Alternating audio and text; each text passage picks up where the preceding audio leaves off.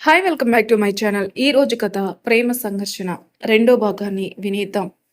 హాసిని బాధపడుతూ ఏడుస్తూ తినకుండా నేల మీద కూర్చొని మంచానికి ఆనుకుని మంచం మీద తల అంచి గతాన్ని ఇంకా హన్ష్ మాటల గురించి అన్నీ గుర్తు చేసుకుంటూ ఆలోచిస్తూ కూర్చుంది. ఉదయం నుండి హన్ష్ హాసిని ఇద్దరూ ఏమీ తినలేదు. ఇద్దరు ఆందోళనలో బాధలో ఉన్నారు. ఎవరిని కదిలించే ధైర్యం చేయలేక మాట్లాడలేక రాత్రి వరకు గమ్మున ఉంది పని మనిషి మణి. రాత్రి అయింది. ఇప్పటికి కొంచెమైనా శాంతించారేమో అనుకుంటూ భయపడుతూ నెమ్మదిగా అంష్ రూమ్ డోర్ కొట్టింది. అంష్ నుండి ఎటువంటి రియాక్షన్ లేదు. మణి మళ్ళీ తలుపులు కొట్టి, బాబుగారు ఉదయం నుండి ఏమీ తినలేదు. మీరు కొంచెం ఏదైనా తినండి బాబుగారు, డిన్నర్ తీసుకొచ్చదా అని అడుగుతుంది. హన్ష్ నుండి ఎటువంటి సమాధానం రాకపోయేసరికి ఇంకా ఎక్కువగా మాట్లాడితే కోప్పడతాడని అక్కడి నుంచి వచ్చేసింది. హన్ష్ దగ్గర నుండి వచ్చిన తర్వాత కిచెన్కి వెళ్ళి హాసినికి డిన్నర్ అన్నీ సర్దుకొని హాసిని రూమ్కి వెళ్ళి అమ్మా అని డోర్ కొట్టింది. డోరు తెరిచి ఉండడంతో డోర్ కొట్టడంతో డోర్ ఓపెన్ అయింది. భోజనం తీసుకుని లోపలికెళ్ళి బెడ్ పైన పెట్టి హాసిని ఎదురుగా కూర్చుని అమ్మాయి గారు అని తన చేయి పట్టుకుంది. హాసిని ఒక్కసారిగా మనీకేసి కళ్ళు తిప్పి మళ్ళీ అలాగే కూర్చుంది. అమ్మాయి గారు చూడండి, ఉదయం నుండి ఏడ్చి ఏడ్చి కళ్ళు ఎర్రగా మారి ఉబ్బిపోయాయి. చాలా నీరసించిపోయారమ్మా. ముఖం కడుక్కొని కొంచెం ఏదైనా తినండి అమ్మా. లేండి, కడుక్కొని రండి అమ్మ అంది. హాసినిలో కొంచెం కూడా చలనం లేదు. అంతే కూర్చొనుంది. అమ్మా, అక్కడ ఏం జరిగిందో నాకు పూర్తిగా తెలీదు. టీవీలో మీరు పెళ్ళయిందని మాత్రమే చెప్పినట్టు చూపించారు. నాకేం జరిగిందో పూర్తిగా తెలియకపోయినా మీ గురించి నాకు బాగా తెలుసమ్మా. మీరు తప్పని పరిస్థితుల్లో అలా చెప్పుంటారు. మీరు డబ్బు పేరు కోసం వెంపర్లాడే మనిషి కాదని నాకు ఇంకా అంశుబాబుకు కూడా బాగా తెలుసమ్మా. కానీ కోపంలో ఉన్నారు కదా, అందుకే అలా అనుంటారు. కోపంలో మనిషి ఏం మాట్లాడతాడో వాళ్ళకే తెలియదంటారు కదమ్మా. ఇంకా అంశుబాబు గురికి కోపం ముక్కు మీదే అని నీకు తెలుసు కదమ్మా. కోపం వచ్చినప్పుడు పట్టలేం, కానీ బాబుగారి మనసు మంచిది. తప్పకుండా కోపం తగ్గాక మిమ్మల్ని అర్థం చేసుకుంటారు. మీరు దిగులు పడకండి. రేపటికల్లా మామూలుగా అయిపోతారు. వెళ్ళి కొన్ని చల్లటి నీళ్లతో ముఖం కడుక్కోరండి అని నచ్చజెప్పడానికి ప్రయత్నించింది. ఇంతలో హాసిని, నువ్వైనా నన్ను అర్థం చేసుకున్నందుకు థ్యాంక్స్ మణి. నీకు అక్కడ ఏం జరిగింది తెలియకపోయినా నాది తప్పు ఉండదు అని అంటున్నావు. కానీ అక్కడ ఏం జరిగిందో తెలిసి నా గురించి బాగా తెలిసిన హన్ష్ మాత్రం నన్ను అర్థం చేసుకోవట్లేదు మణి. తప్పకుండా అర్థం చేసుకుంటాడమ్మా. పరిస్థితుల వల్ల బాబు అలా స్థిమితంగా ఆలోచించలేదు, కానీ స్థిమితంగా ఆలోచిస్తే తప్పకుండా అర్థం చేసుకుంటాడు. అసలు ఏం జరిగింది అమ్మాయి గారు? ఎందుకు అలా చెప్పాల్సి వచ్చింది అని అడిగింది. అది మీటింగ్ కోసం ఊరెళ్ళాం కదమని. ఫ్లైట్ ల్యాండ్ అవ్వగానే హోటల్ రూమ్కి వెళ్ళి ఫ్రెష్ అయ్యి మీటింగ్ అటెండ్ అయ్యాం.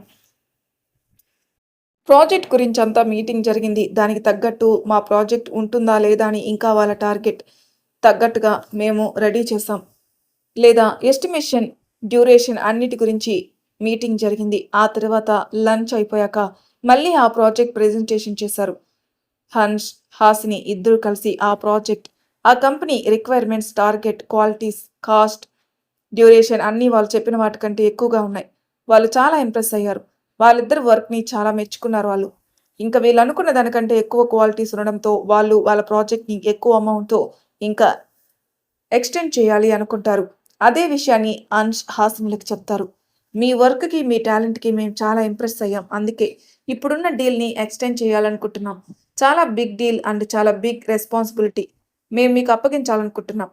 మీరు మా నమ్మకాన్ని నిలబెడతారనే నమ్మకంతో ఇంత పెద్ద నిర్ణయం తీసుకున్నాం. మీరేమంటారు హన్ష్? తప్పకుండా మీరు సాటిస్ఫై అయ్యేలాగే ఉంటుంది మా వర్క్, మా డెడికేషన్. అండ్ థ్యాంక్స్ ఇంత మంచి అవకాశం ఇచ్చినందుకు అన్నాడు హన్స్. అప్పటికే ఇదంతా జరిగేసరికి నైట్ అయింది. వీళ్ళ అగ్రిమెంట్ పేపర్స్ రెడీ చేసిన వాటికంటే ఎక్కువ అమౌంట్, ఇంకా చాలా చేంజెస్ చేయాల్సి ఉండడంతో హన్స్ ఇంకా ఆ కంపెనీ వాళ్ళు మళ్ళీ ఫ్రెష్గా అగ్రిమెంట్ పేపర్స్ రెడీ చేయాలి కాబట్టి రేపు అగ్రిమెంట్ చేసుకుందామని డిసైడ్ అవుతారు. అలా డీల్ని పూర్తి చేసుకొని తిరిగి హోటల్కి వస్తారు. అప్పటికే 10 అయింది. ఇద్దరు చాలా అలసిపోయారు. హోటల్కి రాగానే ఫుడ్ ఆర్డర్ ఇచ్చి రూమ్స్కి వెళ్తారు. హన్స్, హాసిని రూమ్స్ పక్కపక్కనే. హాసిని రూమ్ డోర్ తీసి లోపలికి వెళ్తుండగా హాసిని అని పిలుస్తాడు హన్స్. హాసిని వెనక్కి తిరిగి ఏంటి అన్నట్టు చూస్తూ కామ్గా నిల్చునింది. రేపు ఈవినింగ్ మనకి ఇంపార్టెంట్ అపాయింట్మెంట్ ఉంది కదా, అందుకే మనం రేపు 11 ఫ్లైట్కి వెళ్ళాలి. అంటే 11 అంటే ముందు మనం అగ్రిమెంట్ రెడీ చేసి డీల్ పూర్తి చేసి ఫ్లైట్కి బయలుదేరి వెళ్ళిపోవాలి. సో త్వరగా ఫ్రెష్ అయ్యి డిన్నర్ చేసిరా, ప్రిపేర్ పేపర్స్ రెడీ చేయాలి. హాసిని మనసులో చచ్చాన్రా దేవుడా, అసలే ఓపిక లేదు. ఇప్పుడు చేయటమా? నా వల్ల కొంచెం కూడా కాదు అని మనసులో అనుకుంటూ నిల్చుంది. హాసిని త్వరగా వచ్చేయని చెప్పి స్పీడ్‌గా లోపలికెళ్ళిపోయాడు. హాసినికి చెప్పే ఛాన్స్ కూడా ఇవ్వకుండా హాసిని తల బాదుకుంటూ లోపలికెళ్ళింది ఫ్రెష్ అవ్వడానికి. హన్స్ చెప్పినట్టుగానే అరగంటలో డిన్నర్ కూడా కంప్లీట్ చేసి హన్స్ దగ్గరికెళ్ళింది. అంత తొందరగా రాలేదు పాపం. హన్స్ వచ్చేలా చేశాడు. అందుకే హాసిని పాపం హన్స్‌ని రోబోలాగా 24 గంటలు వర్క్ చేయడానికి ఈ మనిషికి అసలెలా ఓపికొస్తుందో అర్థం కాదు. పని రాక్షసుడు. పని ఉంటే తిండి, నిద్ర ఏం అక్కర్లేదని తిట్టుకుంటూ వస్తుంది. ఇద్దరు కూర్చొని కలిసి అగ్రీమెంట్ పేపర్స్ సంబంధించి అన్నీ రెడీ చేస్తున్నారు. మధ్యలో హాసినికి నిద్రొచ్చి ఆవిలిస్తుంది. హన్స్ సీరియస్ ఒక లుక్ ఇచ్చేసరికి నిద్రంతా ఫట్ అని ఎగిరిపోయింది. దానితో తిట్టుకుంటూ కష్టపడి శ్రద్ధగా వర్క్ చేయడం స్టార్ట్ చేసింది. ఇక్కడ ఇలా హాసిని ఇలా వర్క్ చేసుకోవడం కాదు కదా!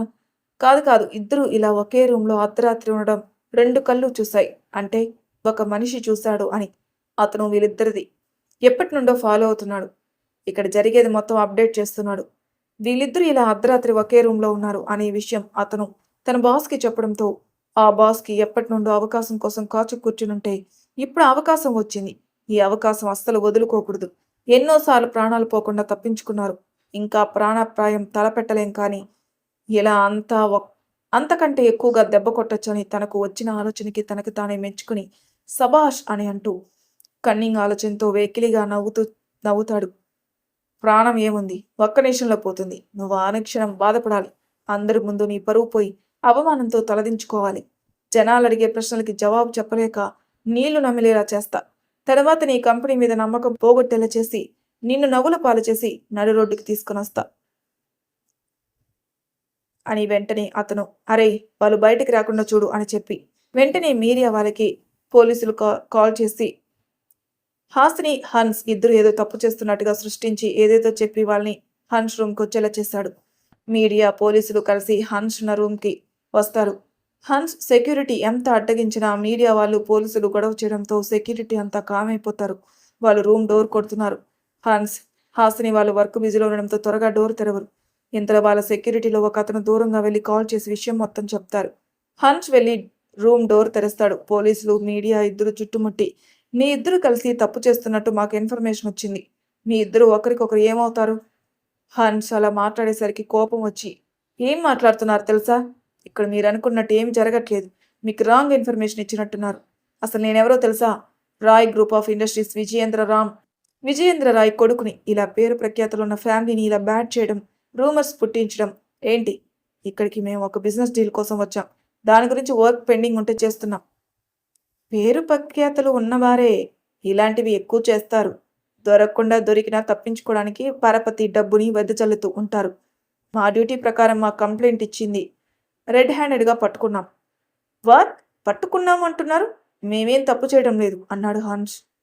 మీ ఇద్దరికి family relation, husband wife relation లేనప్పుడు అర్ధరాత్రి సమయం ఇద్దరు ఒకే రూమ్లో ఉండకూడదని తెలీదా? అలా ఉండటాన్ని ఏమంటారో తెలుసా? ఇల్లీగల్ ఎఫైర్ అంటారు. అండ్ ఫ్రా అని ఏదో అనేలోపే హాసిని చెవులు మూసుకుని గట్టిగా అరుస్తూ స్టాప్ ఇట్, అసలు ఎలా మాట్లాడుతున్నారు? అలాంటిది ఏమీ లేదు అంటున్నాం కదా అంది. అంటే సరిపోతుంది అనుకుంటున్నారా? ఇలా దొరికిన వాళ్ళు అందరూ చెప్పే మాటలు ఇవే మేడం. రండి స్టేషన్కి. మీడియా అంతా కవర్ చేస్తున్నారా? రేపు మార్నింగ్ లోపు టెలికాస్ట్ అవ్వాలి. మీరు రండి అని పోలీసులు వాళ్ళని పట్టుకోబోయారు. హన్స్కి, హాసినికి ఇద్దరికి మైండ్ బ్లాక్ అయింది. అనుకోకుండా ఒక అపవాదు రావడం, ఇలా ప్రమాదం ఎదురయ్యేసరికి వాళ్ళకేం తోచడం లేదు. హన్స్ కొంచెం తేరుకుని సెల్ తీసుకుని లాయర్కి కాల్ చేశాడు. ఇంకా తెలిసిన పెద్దవాళ్ళకి కాల్ చేయాలనుకుని సెల్ ఫోన్ని నొక్కబోయాడు. పోలీస్ వెంటనే సెల్ లాక్కుని అవన్నీ ఏం కుదరవు పదండి అంటాడు. హన్స్ అలా ఎలా చేస్తారు? ఫోన్ చేసుకుని ఇవ్వండి అని అది ఇది చెప్తూనే ఉన్నాడు. హాసిని కూడా ఏడుస్తూ నచ్చజెప్పడానికి ప్రయత్నిస్తుంది, బ్రతిమలాడుతుంది. మీరు అలా చేస్తే మా పరువు పోతుంది అండ్ తప్పుడు కేసుతో అరెస్ట్ చేపిస్తున్నారని కేసు వేస్తాను. హన్స్ కోపంతో ఊగిపోయాడు. వేయడానికి ముందే ఈ వీడియో బయటకు వస్తుంది. నిజమేంటి అని అందరికీ తెలుస్తుంది. అప్పుడు తప్పు నాది కాదు మీది అంటారు. హన్స్ కొంచెం వెనక్కి తగ్గుతాడు. ఊరు కాని ఊరిలో ఫోను లేదు. ఏం చెప్పినా వినట్లేదు. ఏం చేయాలో అర్థం కావట్లేదు ఇద్దరికి. హాసినికి పోలీస్ అన్న మాటలకు ఏడుస్తూ ఉంది. అందరి ముందు తను ఒక తప్పుడు మనిషిగా చిత్రీకరించబడటం, రేపటి నుండి జనాలు తనని చూసే చూపులు, మాటలు అన్నీ గుర్తుకు రాగాని తను తట్టుకోలేకపోయింది.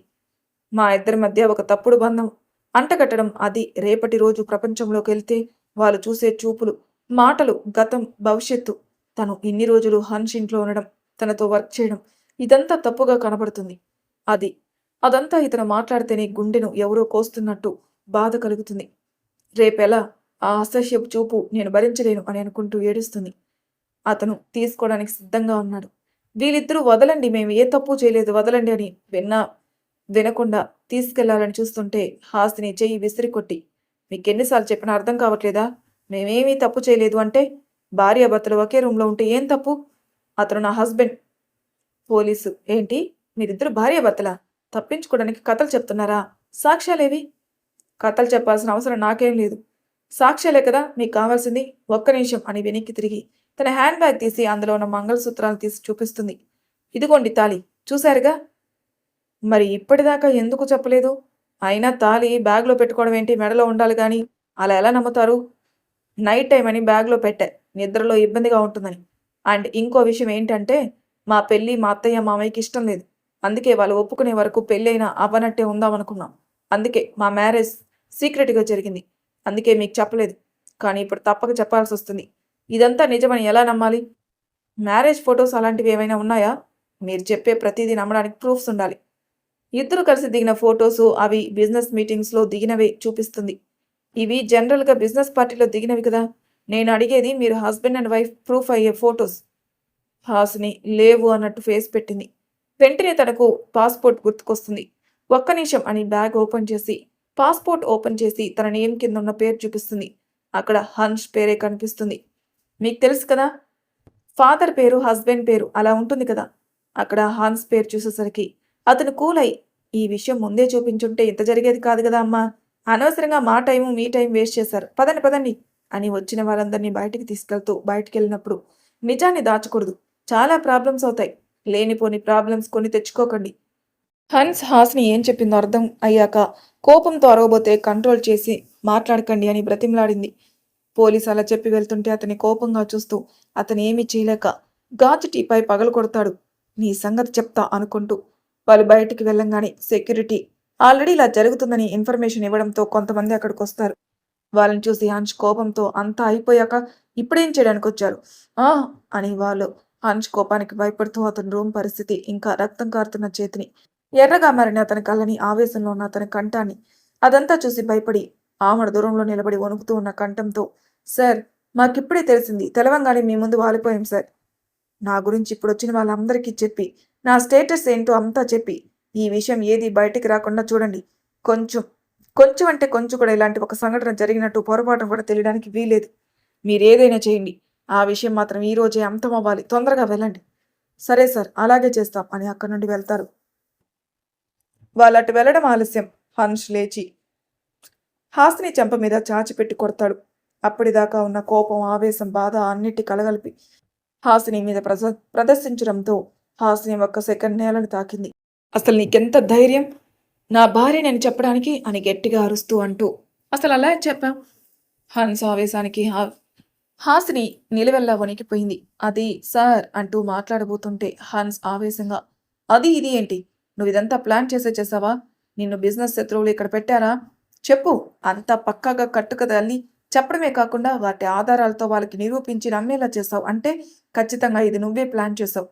సార్ ఏం మాట్లాడుతున్నారు? నేను ఏ ప్రమాదం నుండి బయటపడడానికి మాత్రమే నాకు తోచింది చేశాను. అప్పటికప్పుడు వాళ్ళ ఆధారాలు అడిగేసరికి తడబడ్డ తమాయించుకొని ఇవి గుర్తుకొచ్చి చూపించానే కానీ ఇది ఏం ప్లాన్ కాదు సార్, నన్ను నమ్మండి. హన్స్ ఇంత జరిగాక ఎలా నమ్ముతాననుకుంటున్నావు? నా డబ్బు పరపతి కోసం ఇదంతా క్లియర్గా అర్థమవుతుంది. నీకు డబ్బు మీద ఆశ ఉంటే నాకు చెప్పుంటే ఎంత కావాలంటే అంత నీ ముఖాన్ని కొట్టేవాని. కానీ నువ్వు నా నమ్మకం నా ఇంటి చేరి మంచితనం నటించి వచించావు. డబ్బు హోదా చూడగానే నాకు ఇలాంటి జీవితం కావాలని చూసావు కాబట్టే పక్కాగా ఆలోచించి తాళి తయారు పెట్టుకున్నావు. నీకు ఇప్పుడు ఏం తక్కువైందని ఇంతకు దిగిజారావు? అయినా నన్ను అనుకోవాలి. అనాకాని దాన్ని అందలం ఎక్కించాలని చూశాను చూడు, నాది తప్పు. ఈ విషయం అందరికీ తెలిసి నువ్వు నా భార్యవని అనుకుంటే అప్పుడు నేను నా అంశుకి అన్యాయం చేసినట్టు అవుతుంది. నీ వల్ల నా ప్రేమని మోసం చేసినట్టు అవుతుంది. అందరిలో నా ప్రేమకు అన్యాయం జరుగుతుంది. నా అంశు నీ తప్ప ఎవరిని ఆ స్థానంలో చూడలేను నేను. రేపు నిన్నందరూ నువ్వు నా భార్య అంటుంటే ఎలా విని భరించగలను? పో నా కళ్ళ ముందు రండి, లేకపోతే చంపేస్తాను. హాసిని ఏడ్చుకుంటూ తన గదికెళ్ళి అలా చెప్పకుండా ఉంటే రేపు అందరూ తప్పుడు సంబంధం ఉంది అనుకోరా?